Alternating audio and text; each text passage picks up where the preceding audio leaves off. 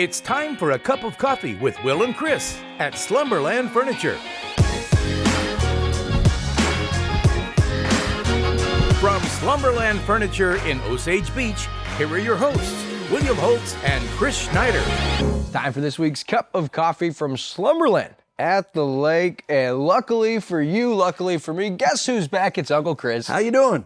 How was vacation? It was good. Wasn't much of a vacation. 8 states, 7 nights, and 6 hotels. So it kind of wore us out, but it was great. We had a great time visiting with family in Wyoming. I was born in Wyoming.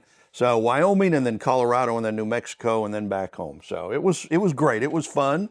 But I kept watching all my lake TV right there on my phone, baby. I was caught up, that's for sure. That's awesome, man. I don't know how you could do that, but we're glad you're back. Get back to normal here with Cup of Coffee after Jason Stapleton filled in last week. And on this week, we're going to talk a little bit about Osage Beach. We saw a boat catch fire and sink over the weekend. Plus, getting ready for 4th of July. It's here. Hard to believe, right? Yeah. You know, it's every year seems to sneak up on you and boom, there you are. That, and we'll talk about new title sponsor, Lake of the Ozarks Shootout. Going to be here before we know it. That and a whole lot more after this. Hey everybody, it's Daryl Cunningham with Slumberland Furniture at the Lake. It's 4th of July week, so you're going to have those extra guests and you're going to need more places to sleep. Come see us, we got you covered. Or if you're going to have so much fun, you're going to need a new recliner, all at great deals for 4th of July. And don't forget, we deliver the entire lake area.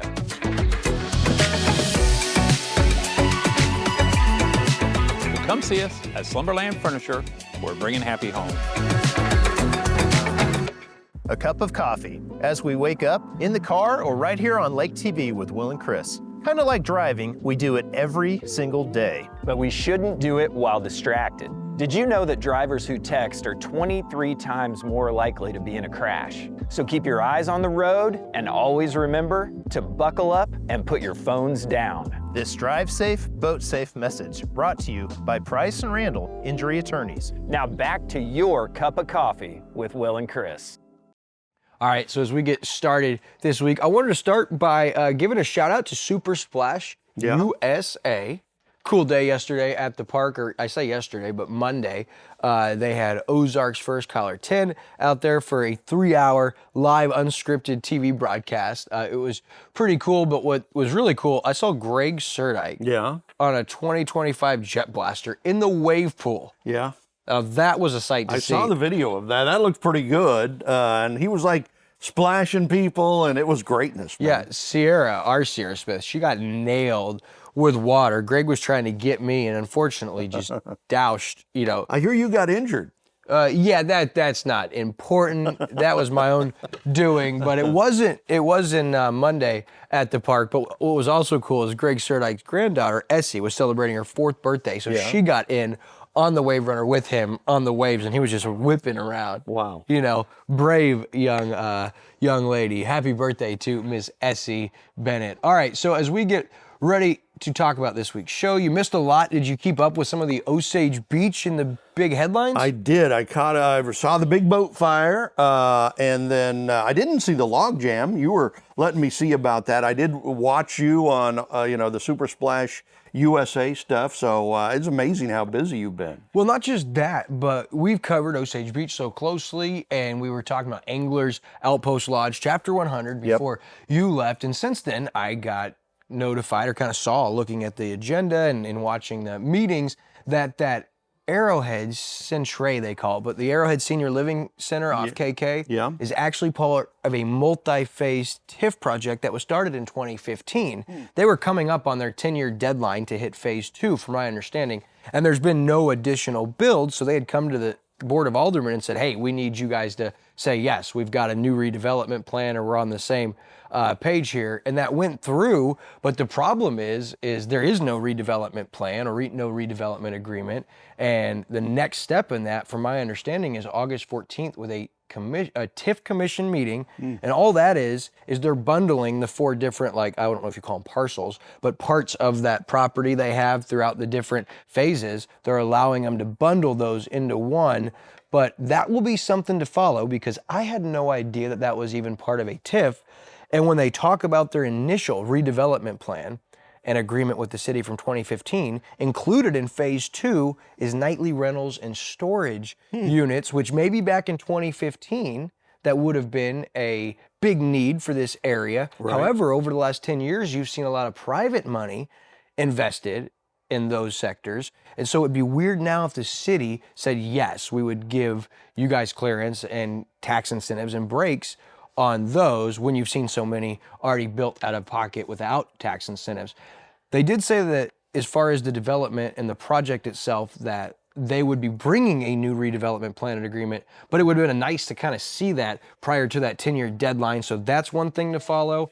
And then on the meeting this week, which will take place on Wednesday because of the holiday, the Anglers Outpost Lodge Chapter 100 $13 million bond issuance is in its second reading. And so that'll be interesting to follow, right? $13 million Chapter 100 bonds. And so that's also off KK. And then we'll also find out at that meeting this week about 3 different, now they're bills 25, 49, 50, and 51, all 3 in relation to Lakeport Village redevelopment area, which is like the Oasis development, right? Okay. And so the 49 talks about documents related to Lakeport Village redevelopment area would give clearance. 50 talks about approving issuance of tax increment revenue bonds for Lakeport Village tax increment financing redevelopment plan. So what I believe that to mean is that it would give clearance to start issuing some of that TIF money back to the developer. And 51 is authorizing the city to cooperate with the lender to Lakeport Village redevelopment project. So 3 different bills there that are all on the agenda. So you talk about Anglers Outpost Lodge, you talk about the 3 different with the Oasis project. People are still asking about the outlet mall. And so the city of Osage Beach is buzzing. Yeah, they've got some big things. I mean, all 3 of those projects are massive. When you're talking about the outlet mall, the Oasis theme park, and everything that's going on with that. And I didn't even know about what Arrowhead Living Center, and that was a city TIF kind of a thing. And no one really did. They hit that 10-year period, right? Yeah. Where they had to either get, I believe, occupancy, a certain percentage of occupancy in phase 2, which they haven't even started building. And so if they hadn't gotten to phase 2 at that 10-year mark, which is in July of 2025, they then have to go back to the city and refigure a development plan or agreement that everyone's comfortable with for them to not lose TIF status. Had they not got this clearance by the end of the 10-year deadline, that whole project would lose TIF qualifications from my understanding. And so they did give them clearance, but there's a lot of questions. The Board of Aldermen asked questions like Bob Osteen, to his defense, says, why had we not seen you guys come a year ago, knowing this was happening? You know, and the mayor, Michael Harmison, and Cole Bradbury, the city attorney, they were in the works on this for a long time, it seemed like. They kind of had been working on it with special counsel to the city. So I found that interesting, just like you.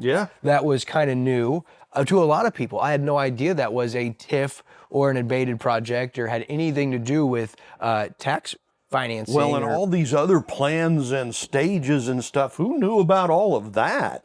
And the fact that they haven't done stage 2, you would think it would all be kind of done and off the table. I mean, it is what it is, but it'll be interesting to see what the city does about it. Right, because they did approve it moving forward. Now they're going to have that TIF commission meeting on August 14th, which will be interesting, but I am going to be looking for the city to pressure Arrowhead about, hey, redevelopment plans. Can we see something new? Because they voiced, Bob Osteen and Alderwoman Collins, they voiced the fact that, hey, we do not like our name being tied to the city giving tax breaks to nightly rentals and storage units in 2025.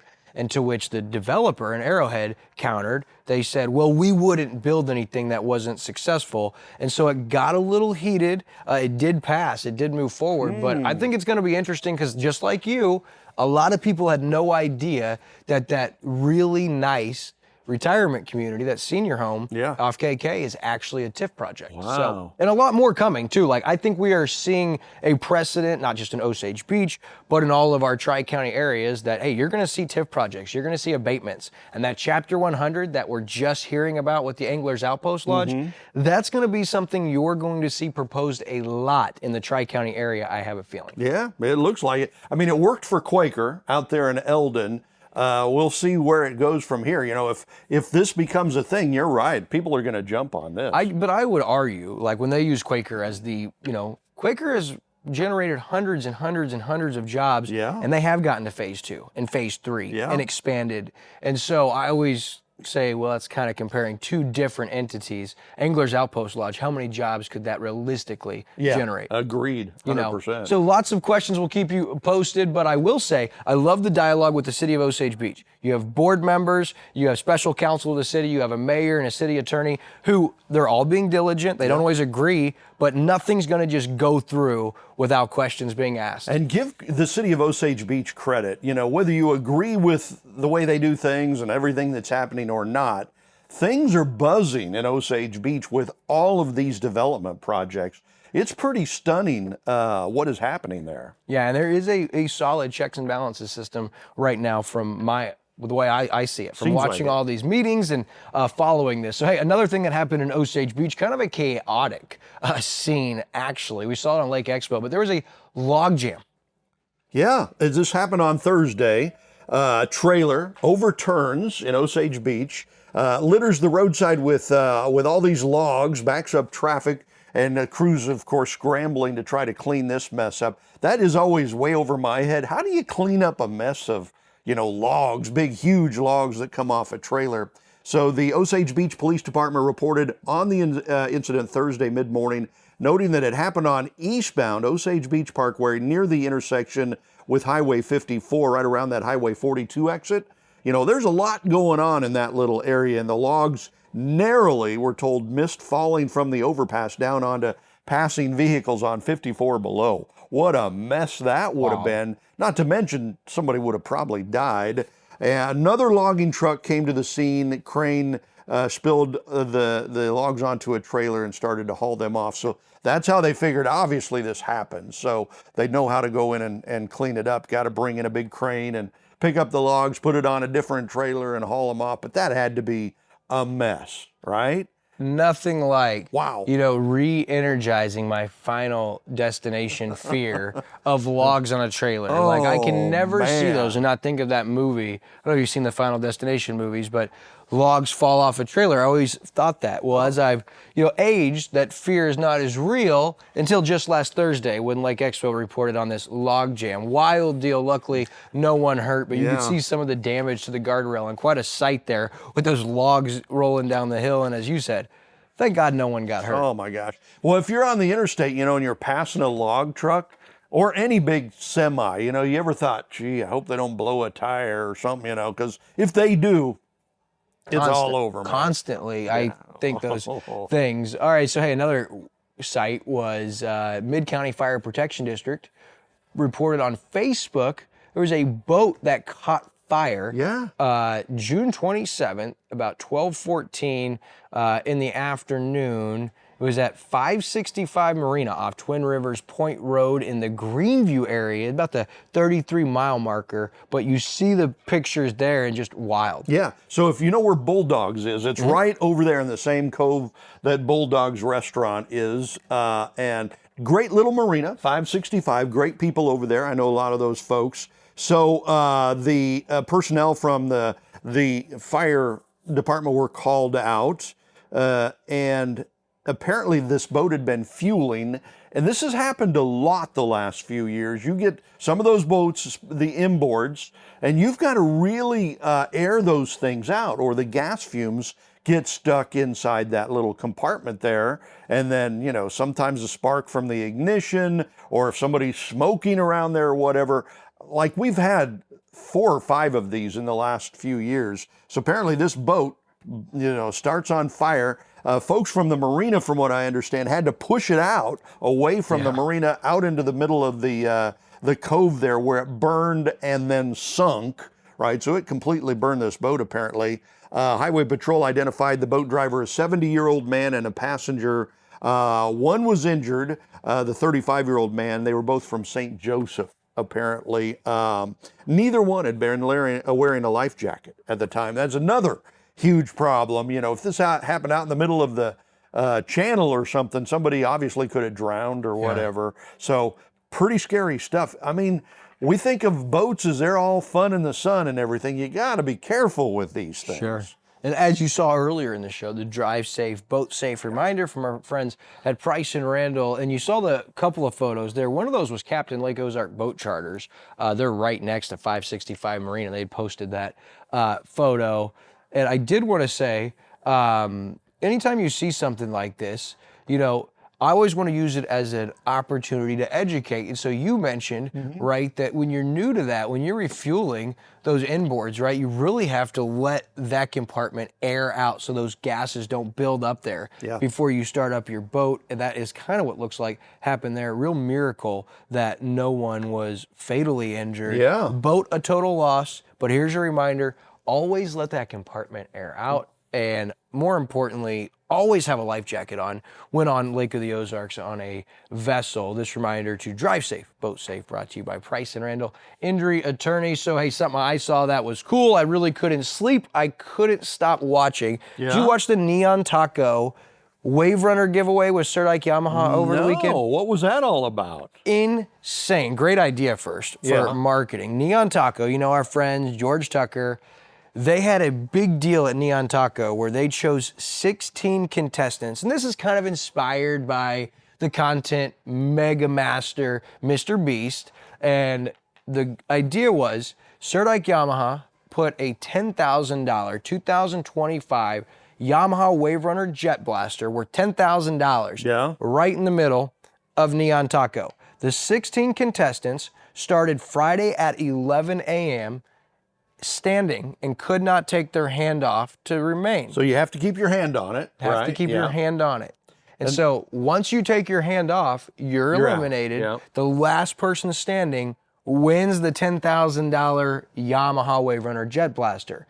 So I couldn't stop watching this. Day one, you know, of the 16, 8 by day one had dropped. And over that first day, the videos, the feed on their Facebook had yielded 155,000 views. Wow. Day two, 2 more fell off. They had 6 left, another 102,000 views. Day 3 got down to 4, another 150,000 views. And in the final 10 hours, with just 2 left, another 175,000 views. Wow. The final 4 were Cody, Hunter Glenn, and then the final 2 were Andy Vincent and Smokey. Smokey ended up winning, I think it was 67 hours in. Wow. Yielded a total of 600,000 views. I want to congratulate George Tucker. Great idea. Neon Taco.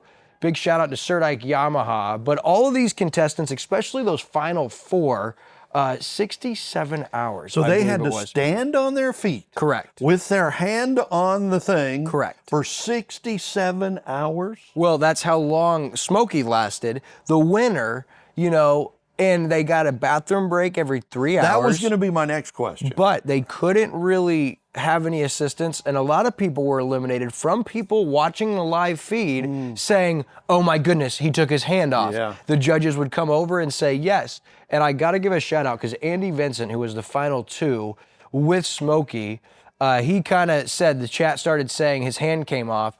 And instead of waiting for a judge, he just took his hands off and said, you know what, I did. I took my hand off. Congratulations to Smokey. And I mean, this Smokey guy, he got a wild story. Like, he's been on HGTV. He is a guy who made 6 figures and was living homeless. Like, he looks like a caveman in the wilderness that you wouldn't want to mess with. Yeah. So he probably was going to win this all along. He might have lasted another 60 to 70 hours. Jeez. But how cool of an idea, right? That's great. Yeah, that's good. I couldn't stop watching. You know, George Tucker is kind of a genius in his own right with everything he's got going on.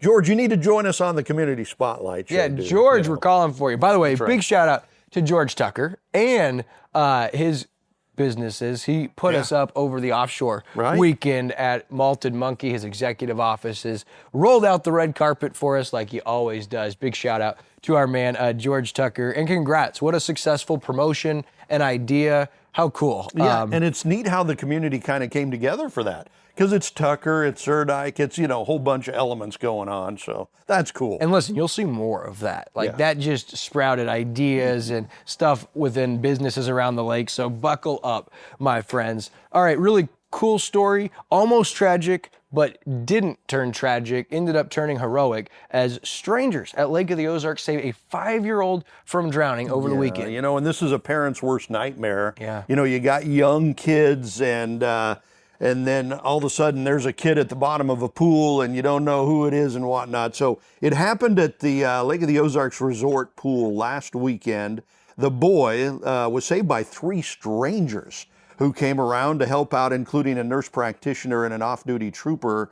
And they kept this kid from drowning, right? So Lauren Marina was at the lake with her family from Louisiana. They were kind of winding down after a baseball tournament out at Ballparks National out there. And a lot of the teammates were starting to head out and go do what they do. Marina was ready to go watch the LSU game at the College World Series, and she was waiting on her son to go down the slide out at the pool, apparently, and she heard some shouting. And she said, at first, I thought they were roughhousing with their kids. She said the dads and another team were playing some basketball there in the water, but the men were screaming and carrying a little boy to the side of the pool, right? So you got a big problem happening there. Chief Deputy Steve Lucas, who responded with the Osage Beach Fire Protection District that day, said an off-duty Illinois Highway Patrol officer had seen the boy at the bottom of the pool.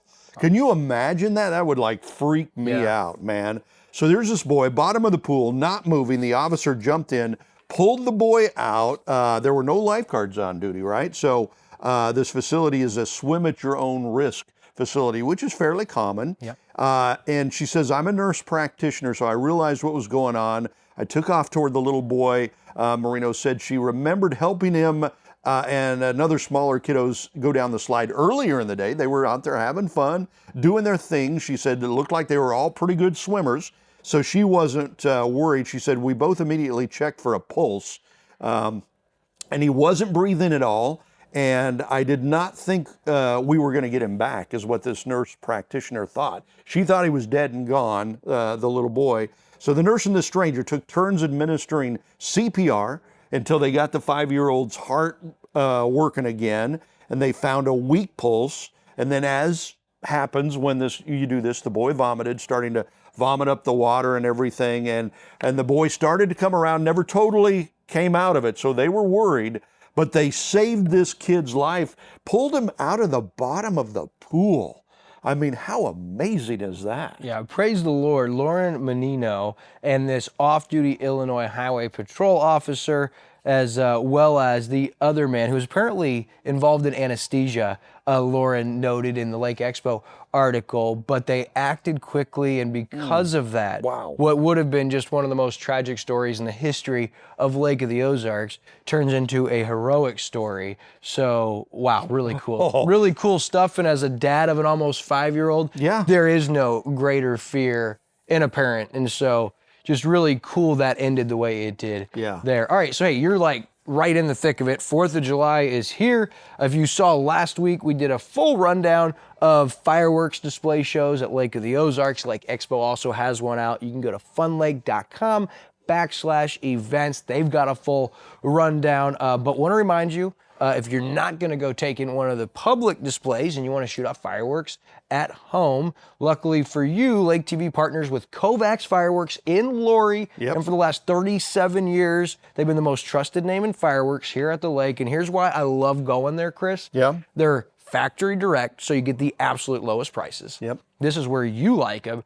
It's got an indoor climate controlled showroom. I love that place. You go in there, you got some explosive of every type in the world there. at Kovacs. It's pretty amazing. We've been in there together having fun. We love that place. We've been there this week, and we always love those scans, right? You could scan every firework, shows you up on the display. So make sure you go in their hours now through the 4th of July. In case you see this, they open at 9 a.m. and they're open till 11 p.m. Wow. So go by and see them, and make sure you tell them Wild Will and Uncle Chris sent you. All right, so. And with all the rain, this is a good year to blow off fireworks too, because you probably won't burn things down. Hopefully. No doubt about it. All right, so we love going to Captain Ron's, right? Yeah. Oh, yeah. Have you seen the new pavilion? Yeah, it's gorgeous, man. Yeah, It's got beautiful. a lot going on. I hung out there this weekend. I love the new pavilion. Like, they're already known for the best live music on the water, right? And it was the Butch Carson Band Saturday. Wow. They were unbelievable. But underneath that tiki bar,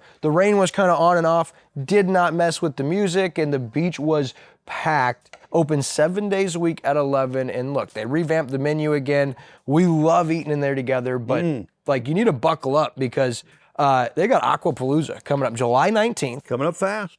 Presented by our friends at Benny Media. 3 bands, 1 stage. And listen, July 19th, Saturday, you want to be at Captain Ron starting at 11. Going to be a great day. And then also Cannonball Run. That's coming. In August, and that's going to be big. Seen a lot about that. So you've also got Cannon Smoked Food Truck there on property, the new patio and deck they've built right there on the beach. So we were there over the weekend. It was awesome, even with the rain. You know, they got 4 tiki bars. Yep. I was thinking that if you and Mrs. Uncle C were back in town, I might see you guys out there on the volleyball court. Yeah, well, that's a possibility. We were actually out there eating one of those nights. I was surprised we didn't see you because you and your daughter and your wife kind of live there in the summer, you know. Big Captain Ron's people. And of course, still the frozen drink headquarters, Lake of the Ozarks. They're known for their frozen drinks. So you want to go in there, and man, we have so many great places to eat at Lake of the Ozarks. I just love that we're so close. We got Frankie and Louise and Ron's right there next to us. Good stuff, man. And it doesn't get any better than the Lake of the Ozarks. And it's not all chains. It's a lot of mom and pop local stuff, and they're all so good. That's right. All right, hey, speaking of summer, so much going on, and we just wrapped up with Lake of the Ozarks Offshore with X Insurance a couple weekends ago. Epic week. Well, the shootout is going to be here before we know it, and they just announced that the 37th annual shootout has a new title sponsor. Big time. And it's Lippert. Yeah. So shootout, pleased to announce, 2025 title sponsor, Lippert, a company with an extensively rich history in the marine industry, so that would make sense, right? They're Lippert through LCI Industries. If you look on the NASDAQ or whatever that is, it's a leading marine supplier offering engineered products like power shades, anchors, bimini tops for your boat. That's a big thing for me because I don't like to be out in the sun. Right. Give me a bimini top, steering systems, other equipment to OEMs, dealers, and beyond. And Lippert, they're really excited to be a part of the shootout, as you can imagine, because it's the biggest unsanctioned boat race in the world. They say we're really excited to be the title sponsor of the Lake of the Ozarks shootout. Jared Lippert, the CMO of that company. So it's the first year. Hopefully this will be an ongoing long-term thing. Probably great for the shootout. Let's see how this goes this year, but this is maybe a marriage made in heaven. Yeah, that's big time. And I think this company and what they do sees a great opportunity with this event and the national exposure it has. So congratulations to the shootout. That's big for them. And also congrats to Performance Boat Centers, Monster Energy, who have been part of, growing this event as historic title sponsors. So other great stuff going on Lake TV over the 4th of July week. You're going to be at home, so you're going to want to tune into Lake TV. A reminder, we're not on Como Connect anymore, but don't you worry because we got you covered, don't we? Absolutely, man. Everybody, cable TV's dying. Everybody's watching TV streaming now on Roku and Fire TV, and you can watch us right there the same way, streaming. So if you're on Roku or Fire TV, just do a search for Lake TV, download our app, and then you can watch us for free, streaming. That's the way everybody's doing it. And what I love is you can watch the live channel. You can also watch our on-demand content and playlist, and also connect with us on social media. And this week, you'll see Max and Kelly Fishbach with the Lake of the Ozarks Idiots Club on the Community Spotlight with you, actually. Yeah, they give away a lot of money to kids, right? So when I talk to them, they kind of tell us how they get the money and who they give it to and where it goes. Very cool. You have to watch that. That, and of course, Weekend at the Lake with David Leatherberry. He's been busy. He's doing a really cool feature you'll see with Papo's opening in Camdenton. Yeah. Also, Share the Harvest just celebrated 20 years. And so David Leatherberry, our man, he's been out running and gunning. And then, of course, now airing on all Lake TV platforms, the July monthly market update with Jessica Bruce, Nick and Tammy Sutter. Hey, from Uncle Chris and Wild Will, happy 4th of July, and thanks for watching this week's Cup of Coffee.